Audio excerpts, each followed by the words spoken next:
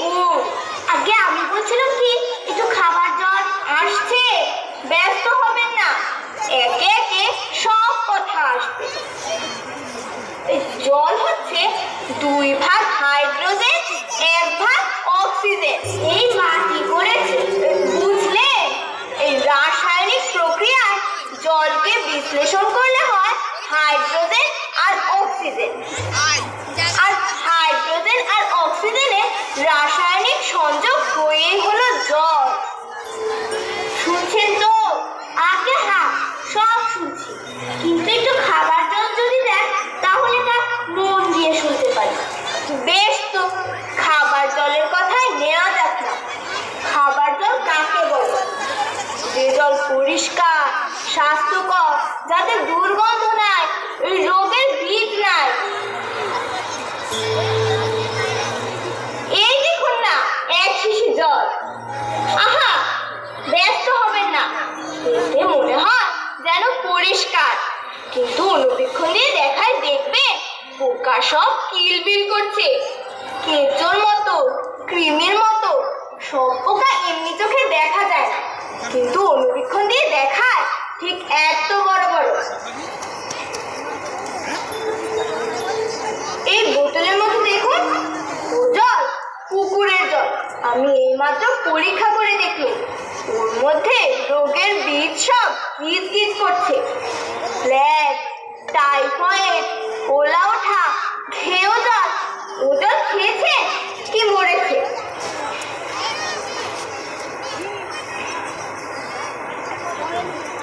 এই ছবি দেখুন, এগুলো হচ্ছে কলেরা, এই নিউমোনিয়া, এই ম্যালেরিয়া সব আছে। আর এইগুলো হচ্ছে জলের পোকা। জলের মধ্যে শ্যাওলা, ময়লা যা কিছু থাকে ওরা সেগুলোই খায়।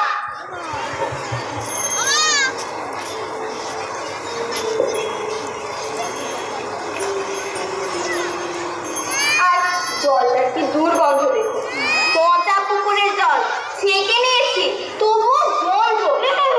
আরেকটি মশাই, ওসব জানবার কিছু দরকার নেই, খুব দরকার আছে ওসব জানতে হয়, অত্যন্ত দরকারি কথা। খুব দরকারি, আমি জানতে চাইনি, এখন আমার সময় নেই। এই তো জানবার সময়, আর 2 দিন বাদে যখন বুড়ো হয়ে মরতে বসবে তখন জেনে লাভ কি? জলে কি দোষ থাকে, কি করে তা ধরতে হয়, কি করে তার সুযোগ হয়, এগুলো কি জানবার মতো কথা না। এই যে সব নদীর জল সমুদ্রে যাচ্ছে, সমুদ্রের জল বাষ্প হয়ে উঠছে, মেঘ হচ্ছে, বৃষ্টি পড়ছে, এগুলো কেন হয়, কিসে হয়, তাও তো জানা দরকার। দেখুন মশাই, কি করে কথাটা আপনাদের মাথায় ঢোকাবো তা তো ভেবেই পাই।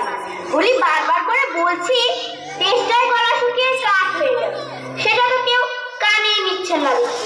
একটা লোক চেষ্টায় জল জল করছে, তবু জল খেতে পারে না, এরকম কোথাও শুনেছে? শুনেছি বই কি, চোখে দেখেছি।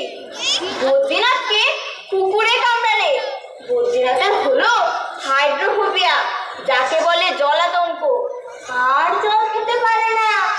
যে জল খেতে যায় অমনি গলায় খির ধরে যায়, মহা মুশকিল। শেষটা ওঝা ডেকে ধুতুরো দিয়ে ঔষধ মেখে খাওয়ালো, মোটর চালিয়ে বিষ ঢালালো, তারপর সে জল খেয়ে বাঁচলো। ওরকম হয় না, এদের সঙ্গে আর পেরে ওঠা কেন না, কেনই বা মরতে ছিল এখানে? বলি মশাই, আপনার এখানে নোংরা জল আর দুর্গন্ধ জল ছাড়া ভালো খাঁটি কিছু জল নেই? আছে বই কি? এই দেখুন না, বোতল ভরা টাটকা খাঁটি ডিস্টিল ওয়াটার, যাকে বলে পরিশ্রুত জল।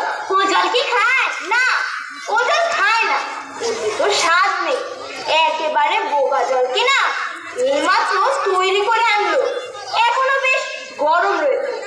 তারপর যা বলছিলাম শুনুন।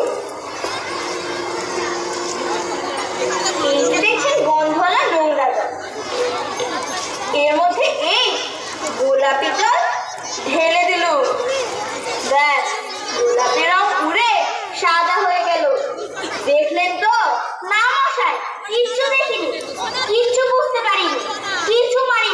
কিছু বিশ্বাস করি না। কি বললেন? আমার কথা আপনি বিশ্বাস করেন না? না, করি না। আমি যা চাই তা যতক্ষণ দেখাতে না পারবেন ততক্ষণ কিছু মানবো না, কিছু বিশ্বাস করবো না। বটে, কোনটা দেখতে চান একবার বলুন দেখি। আমি চোখে আঙুল দিয়ে দেখিয়ে দিচ্ছি। তাহলে দেখান দেখি।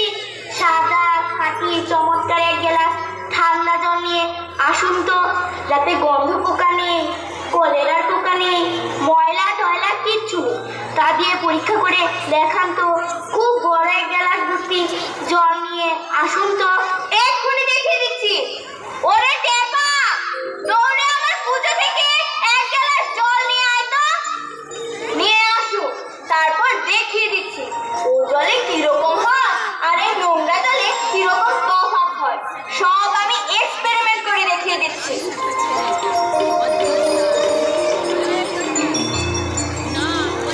রাখ বাবা, এইখানে রাখ।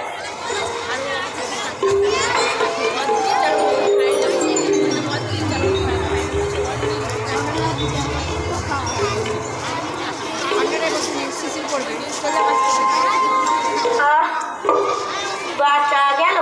এটা কিরকম হলো মশাই? পরীক্ষা হলো, এক্সপেরিমেন্ট। এবার